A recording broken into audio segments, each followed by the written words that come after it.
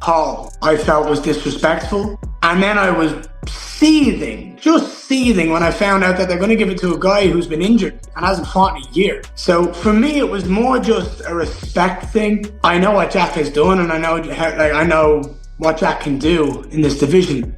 It's not against Jack per se, but the guy hasn't competed or fought in a year and has been battling an injury. I would have been less annoyed if they've given it to Joaquin Buckley. Does that make sense? Because he's been active, he's been competing, and he's been winning. So it's more that thing of like, it just irritated me that I didn't even get the respect of a call.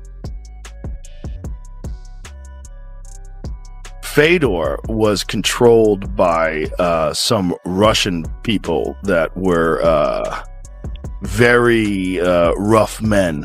Okay. As it were, gangster type characters, and they had a bunch of negotiations with the UFC, but they were very unreasonable demands. Like, they wanted part of the promotion. They wanted to own a piece of everything. They wanted a lot because they knew that with Fedor they had their golden ticket and they wanted to play it out as much as possible. Okay. And negotiations were very intense and very, very confrontational. They got bad where Dana had to up his security. It got pretty, it got heavy. Yeah. These are dangerous people. These were dangerous people. It got I can tell you more off air. Yeah. Wow, I didn't know that story. I'll tell you more off air. You should talk to Dana about it. Nobody want to fight you, Armin? Right now, because it's a dangerous fight and I don't have a title. And so Oliver wants to fight for the title. Topuria wants to fight. Everybody wants to fight for the title. And when the title fight gonna book, and then I'm gonna get the fight. Are they gonna give you the title fight? Depends. If Islam gonna move to 170, they gotta give me interim title with somebody.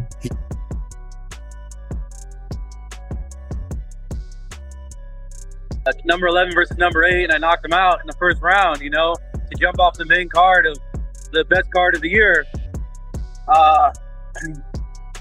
It definitely hurt, but it is what it is. I got 2 paychecks at the end of the day, and I'm gonna keep pushing, man. I believe, wow. Bottom line, I'm winning, man. We're moving forward.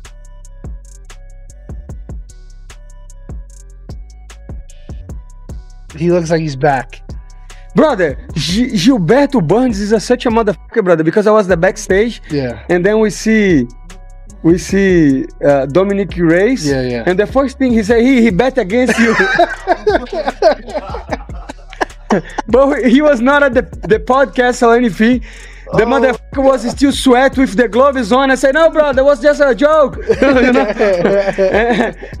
Gilberto, the first thing he said, Dominic he was cracking his left hand back, brother. He just said that. Dominic Reyes, how are you, brother? Congratulations to you. Do you know this motherfucker bet against you on the pod? And he said, I saw, brother. I saw why you did that, brother. And I said, bro, I was just trying to oppose Gilbert Burns, my brother.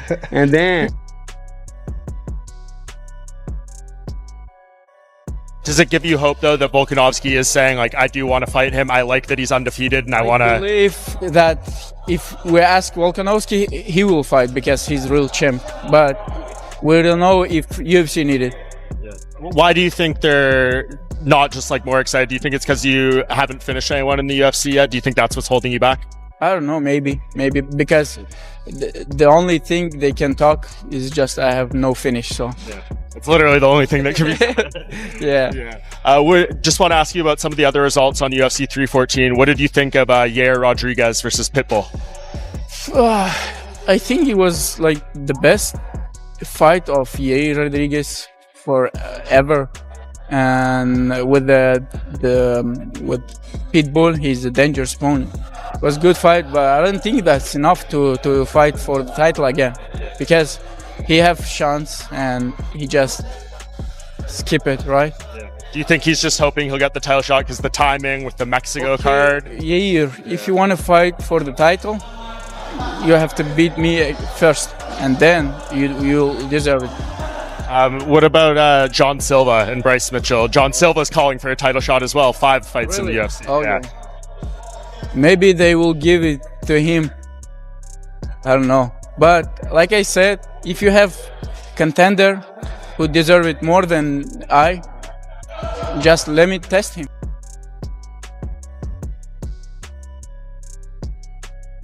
Kane's son was going to daycare, and there was a man who molested him at daycare. Kane found out about it, chased the man in his car, and shot at him. He tried to catch him in his car and shot at him. Kane gets arrested. Kane stayed in jail. The guy gets arrested, and he got out on bail. I don't know what's happening with the guy. I don't know if he's been sentenced yet or what. But this guy molested his son multiple times. I don't know how many times, but he did what every father would have done. If you're not a father, you do not understand the murderous rage you would have if some man molested your baby. You don't understand. It's you would see red in a way that no one can describe to you unless you're a parent.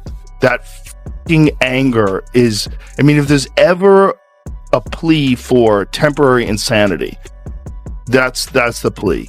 If there's ever a person who could justifiably say I was temporarily insane, it's a father that's chasing after someone, especially a man who molests your boy. Wow. Yeah. Everybody understands it. Everybody understands it. He should have never gone to jail. He's not a threat to society.